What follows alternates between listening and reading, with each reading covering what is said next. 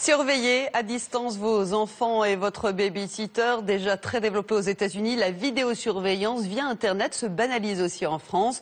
Mais attention, votre nounou doit accepter d'être filmé. Le cadre juridique est très strict dans notre pays. Regardez ce reportage de Jocelyn Debrow, Guillaume Le Goff. Dans la famille Kaiser, la caméra fait partie du décor. Installée dans un premier temps pour éviter les cambriolages, la vidéosurveillance a vite trouvé une deuxième utilité au sein du foyer. Les enfants, je vais faire une petite course. Quand maman doit s'absenter, c'est la vidéo qui prend le relais. Il y a les caméras et je suis rassurée parce que comme ça, on peut me surveiller. À quelques kilomètres de là, leur père garde un œil sur la maison. Un confort qui a changé les habitudes familiales.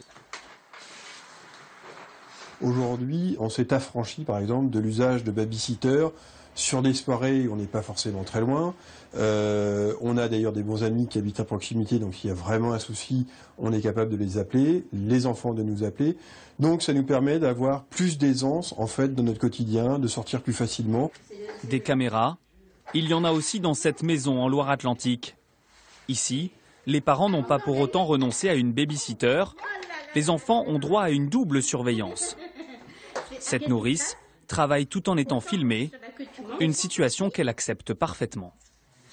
Du moment qu'en fait les choses sont claires, que c'est pas pour nous espionner, que c'est pour tout à fait autre chose, pour vérifier que tout se passe bien, que juste au cas où, et puis voilà. Donc c'est vraiment pas un souci pour moi et je pense pas que ça devrait l'être.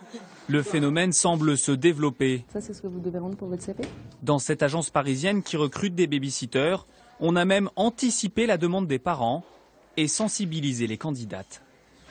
Elle signe une attestation par rapport à ça et elle sera déjà préparée à l'éventualité d'être filmée. C'est une volonté de plus de transparence. Exactement.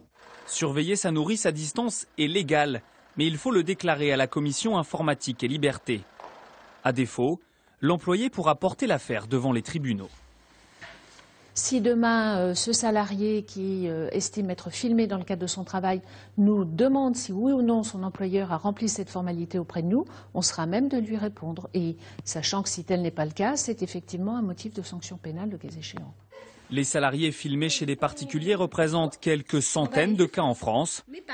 Mais ces 3 dernières années, la tendance est clairement à la hausse.